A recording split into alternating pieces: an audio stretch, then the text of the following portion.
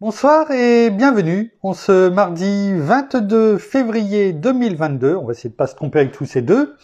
Nous sommes arrivés ce soir à la méditation numéro 695 et plus particulièrement à la méditation numéro 409 dans le livre de l'Apocalypse que nous méditons ensemble depuis le 1er janvier 2021. Avant de poursuivre dans notre méditation du jour, prions. Père, dans le nom de Jésus, bien-aimé Saint-Esprit, oh, nous te demandons une fois de plus, que tu nous révèles ta révélation pour chacun d'entre nous, pour mes frères et sœurs, pour tous ceux qui entendent, pour nous-mêmes, de cette force que tu veux nous donner. Cette force qui ne s'épuise jamais. Cette force qui n'a pas de limite. Cette force qui rend tout possible. C'est celle-ci que tu veux nous donner. Mais ce n'est pas tout. Tu ne nous la donnes pas simplement pour que nous soyons bien, que nous nous soyons fortifiés, mais tu nous dis, que cette force, c'est pour que nous fassions ce pourquoi. Tu nous as créés, Père. Ce pourquoi tu nous as destinés. Tu le dis dans ta parole. Dans Agé, chapitre 2, verset 4. Tu le dis. Fortifie-toi, peuple entier du pays, déclare l'Éternel. Et travaillez. Et tu nous donnes cette promesse. Car je suis moi-même avec vous, déclare l'Éternel, le maître de l'univers. On voit bien au travers de ta parole, de ce verset, pourquoi tu nous donnes cette force, celle qui vient de toi, et dans quel but. Alors, merci pour cette révélation. Merci de le mettre en pratique chaque jour, afin de ne pas nous laisser libre cours à nos pensées, et de demander des choses pour un but qui, finalement, ne serait que pour assouvir nos propres désirs. Alors merci, Père, pour ta parole et que cela soit pour ta gloire, dans le nom de Jésus. Merci, bien-aimé Saint-Esprit. Amen. Nous poursuivons dans notre méditation du chapitre 4 du livre de l'Apocalypse et nous en sommes donc à ce verset 7 dans lequel nous voyons, après avoir parlé au verset 6 précédent, dans cette deuxième partie du verset 6, des êtres vivants, de ces 4 êtres vivants, et au verset 7, nous voyons le détail, je dirais, au niveau de la face, notamment, de ces 4 êtres vivants. Et c'est ce que nous sommes en train de méditer depuis, quelques jours. Reprenons, ce qui est écrit dans le verset numéro 7. Le premier être vivant est semblable à un lion. Le deuxième être vivant est semblable à un veau, ou dans d'autres versions un taureau.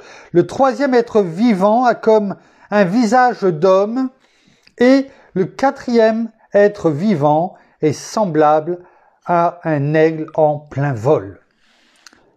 Amen. Nous avons pu voir, dans ce premier être vivant, où il est écrit qu'il est semblable à un lion, nous avons pu voir au travers de la définition de ce qu'est un lion, de ce qu'il représente. On ne va pas revenir dessus, je vous laisse aller écouter les dernières méditations. Et nous avions vu ces 2 derniers jours, notamment au travers de la parole dans Juge 14, au verset 6, 5 et 6, et le courage dans ce livre de Juge, du juge, Samson, en tout cas celui qui va être juge, pour Israël, Samson, combien, il a ce jeune lion qui a bondi vers lui, combien il l'a de ses mains, à main nue, combien il l'a, dépecé, on va dire, découpé, comme il est dit dans la parole. Et hier, nous avions vu, au travers de la parole, dans le premier livre de Samuel, chapitre 17, versets 34 à 36, dans la version Colombe, nous avions vu que David, lui-même, quand il était jeune, a eu à combattre également le lion pas que, d'autres animaux, et notamment l'ours. On se demandait, en tout cas je me demandais, lequel des deux est peut-être le plus le plus facile, entre guillemets, eh bien, à avoir en face de soi. Et nous avons pu voir, eh bien, au travers de la parole, combien notre bien-aimé Saint-Esprit hier nous a révélé, eh bien, que c'est ce que nous devons faire exactement comme lui, ce que, eh bien, lui avait été donné comme troupeau à garder, eh bien, nous-mêmes, au travers de nos bien-aimés, au travers de notre conjoint, de notre famille, tous ceux, en tout cas, qui ont été confiés par notre Père, combien il était important, eh bien, qu'à l'image de David, eh bien, nous soyons, eh bien, comme avec un cœur de lion, combien nous protégeons, eh bien, ceux qui nous ont été confiés et que nous n'ayons pas peur, encore moins peur, bien entendu, mais et que nous ayons cette force, ce courage qui caractérise, eh bien, le lion, eh bien, à aller chercher, eh bien, ceux que l'ennemi, quel qu'il soit, en tout cas, vient pour mettre le grappin dessus et de ne pas simplement, eh bien, de nous lamenter, de désespérer, comment dirais-je, de baisser la tête, mais à l'image de David, eh bien, d'aller combattre. Et nous allons reprendre, eh bien, ces versets du premier livre de Samuel, chapitre 17, versets 34 à 36, ce soir dans la Nouvelle Français courant, qui est un petit peu différente et qui va nous bien faire comprendre ce que nous avions dit hier. Donc on fait le pont, je dirais, avec ce que nous avions terminé de dire hier en version colombe. Il est écrit, David reprit, quand je garde les moutons de mon père, si un lion ou un ours vient et emporte un mouton du troupeau. Hein, on sait que nous sommes, comment dirais-je, il est parlé, hein, notre Seigneur est le bon berger, hein, eh bien nous sommes ces moutons, ces brebis, et tout comme David, qui est l'image, bien sûr, de notre Seigneur qui devait venir, eh bien, il est dit, eh bien, que si un lion ou un ours vient et emporte un mouton du troupeau, qu'est-ce qu'il fait, David? Je le poursuis. Verset 35. Je le poursuis. On voit, c'est de l'action, c'est du présent continu, et cela doit nous toucher, cela doit se graver dans nos cœurs, sur les tables de nos cœurs et dans nos pensées, de ne pas se laisser intimider. Hein, on le sait, la parole nous le dit, hein, car Dieu ne nous a pas donné un esprit de timidité, car ce n'est pas un esprit de timidité que Dieu nous a donné, mais un esprit de force, de courage, d'amour, et de courage. Et il le dit, verset 35. On le voit, on peut suivre ces verbes d'action. Je le poursuis, je le frappe et j'arrache la victime de sa gueule. Hein, je le poursuis, donc il n'est pas là, parce que l'ennemi, quand il vient prendre sa proie, au travers de ceux qui sont proches de nous, vous croyez qu'il va venir le prendre et puis qu'il va dire « Je suis là ». Il vient le prendre. Il va pas venir nous le dire. On doit le voir et on doit le poursuivre. C'est ce que fait en tout cas le Seigneur. Il nous l'a dit dans Jean 17, dans la prière sacerdotale, lorsqu'il prie pour nous, lorsqu'il intercède pour chacun d'entre nous. Bien sûr, en premier les disciples, ceux qui étaient là, ceux que notre Père lui avait confiés. Mais aussi, il le dit lui-même, pour tous ceux, toutes ces générations, jusqu'à aujourd'hui, jusqu'à ce temps qu'il revienne, eh bien, tous ceux qui viendraient à lui. Il le dit lui-même. De tous ceux que tu m'as confiés, eh bien, il n'y en a pas un seul qui s'est perdu, sauf un, le fils de perdition. Hein, il parlait bien sûr de Judas, l'Iscariote. Et tout cela doit nous parler. Cela doit nous montrer, eh bien, au travers de ces versets, combien nous ne devons pas être passifs, combien nous devons être dans l'action, combien nous devons, comme on l'a prié, nous fortifier dans la force souveraine de notre Seigneur, dans la force de notre Père aussi, qui nous donne tout. Il nous a tout donné. Mais bien souvent, nous le limitons. Alors que cette force, en parlant de notre Père, bien sûr, de notre Seigneur, mais en restant sur ce terme, la force, le courage, bien souvent nous la limitons. alors qu'elle rend tout possible. Oui, on pourrait dire, mais je ne pourrais pas, comme David, m'attaquer à un lion ou à un ours. C'est même pas m'attaquer, le poursuivre. Non, non, je ferais plutôt l'inverse, je me sauverais. Cette image, excusez-moi. Cette image qui nous est donnée nous montre combien nous devons faire face à l'ennemi. Nous ne devons pas baisser la tête. Nous ne devons pas non plus nous jeter dans la gueule du loup. Notons bien que David n'a pas dit qu'il allait combattre le lion et l'ours. Non, il les combattait quand il venait. Quand un lion ou un ours vient. C'est pas lui qui va les chercher. C'est eux qui viennent pour nous embêter. L'ennemi essaiera toujours de faire tomber les enfants de Dieu, parce qu'il les a en horreur. Mais rappelons-nous que nous avons toute la force, toute cette autorité, ce pouvoir qui nous a été donné dans le nom de Jésus, pour marcher sur les serpents et les scorpions, sur toute la puissance de l'ennemi, et rien ne pourra vous nuire, nous dit la parole, nous nuire. Parce que nous savons qui est notre force, qui est notre rocher.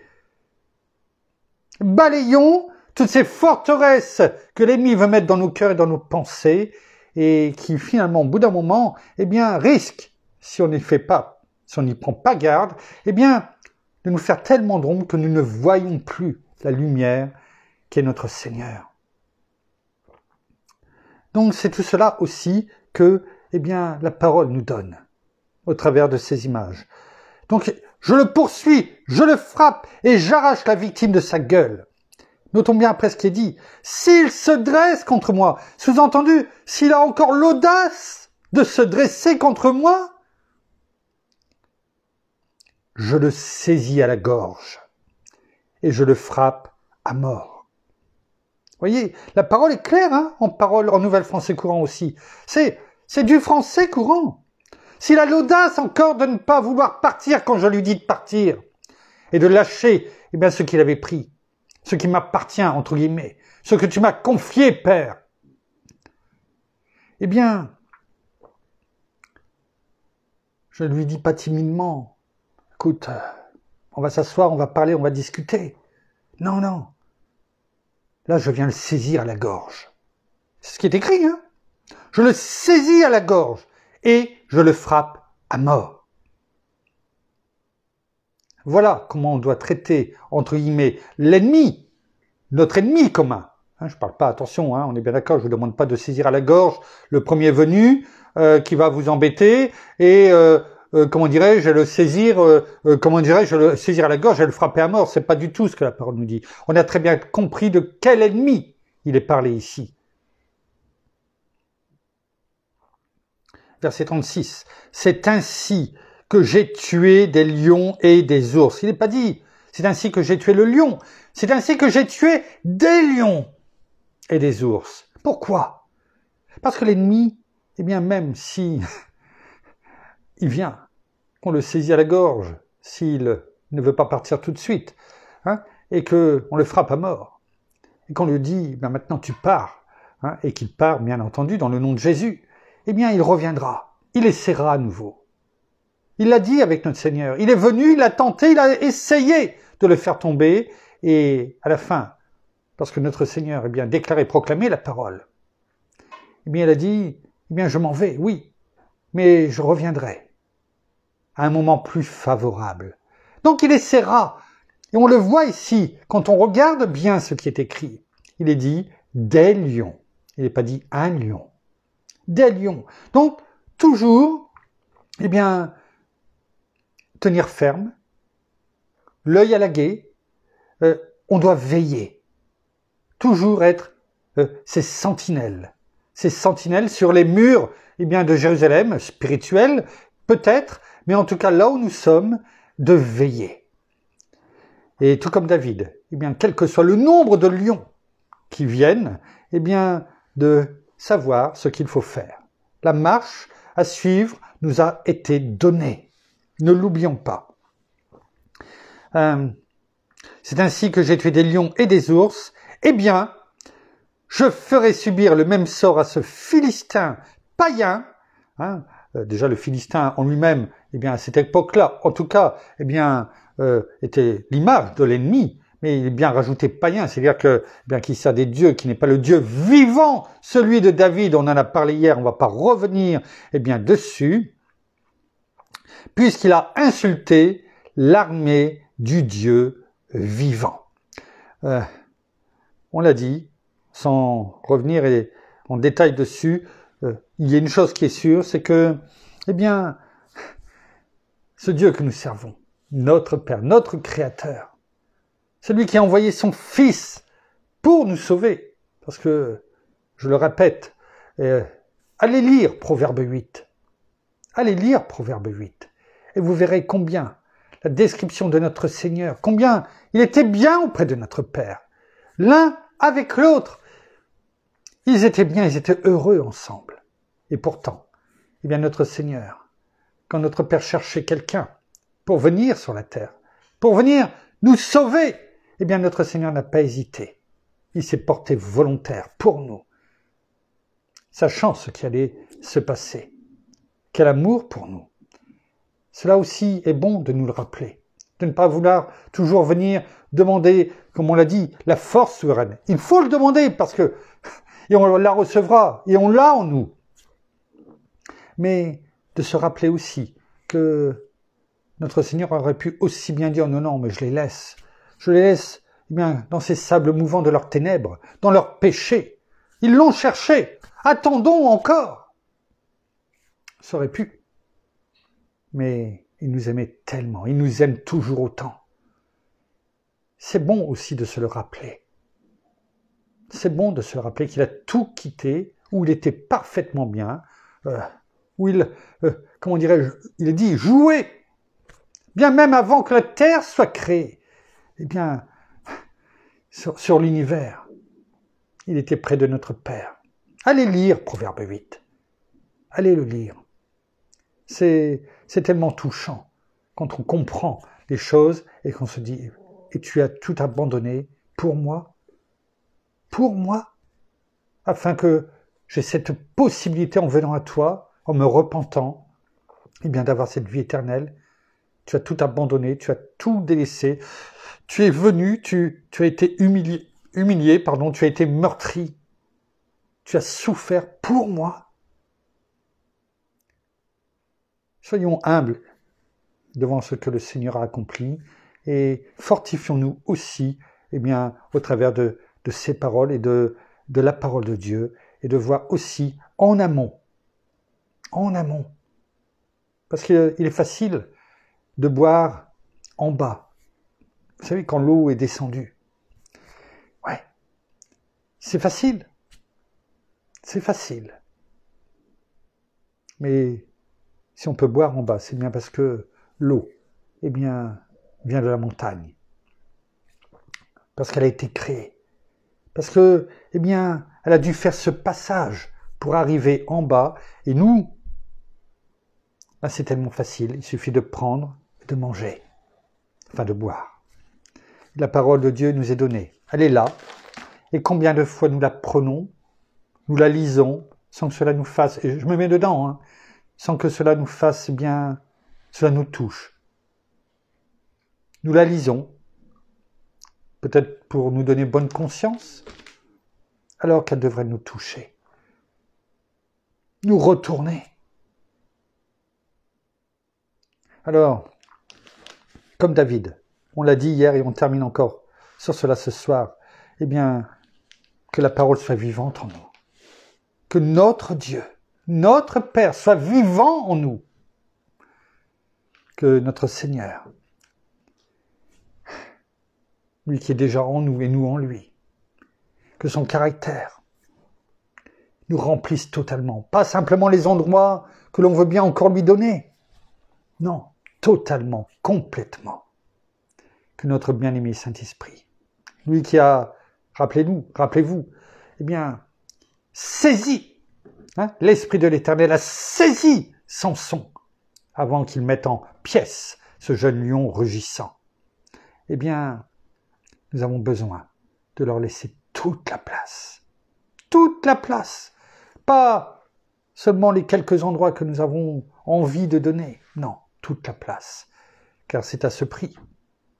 Et pour notre bien, eh bien que nous pourrons, tout comme David et Samson, eh bien faire face totalement, complètement, eh bien à l'ennemi lorsqu'il sera là, frappant à notre porte ou venant, eh bien essayer de faire de ceux qui nous ont été confiés, eh bien une proie facile. Sachons, eh bien, demeurer ferme dans l'amour de notre Seigneur, dans l'amour de notre Père, dans l'amour de la parole, et que, eh bien, la parole, oui, coule toujours en nous. Merci, Père. Merci, Seigneur. Merci, bien-aimé Saint-Esprit. Une fois de plus, eh bien, pour tout ce que tu nous montres au travers de ta parole, que celle-ci, eh bien, nous fortifie tout simplement et que nous ne l'oublions jamais. Nous allons terminer par la prière.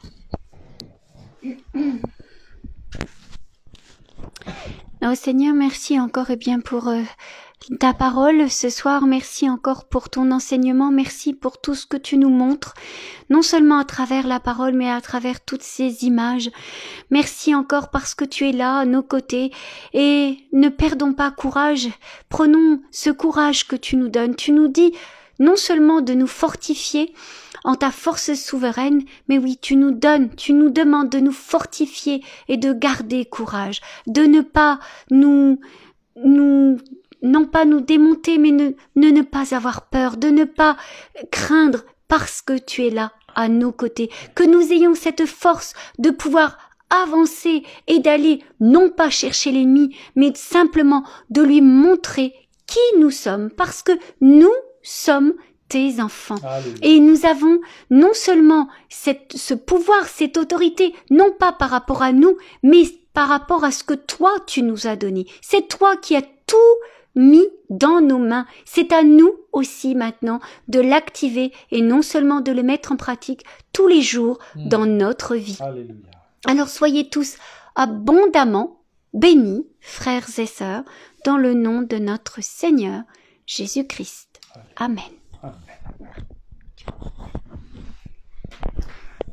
Voilà, ainsi s'achève la méditation de ce soir. Nous vous bénissons abondamment de toutes les bénédictions spirituelles dans les lieux célestes en Christ.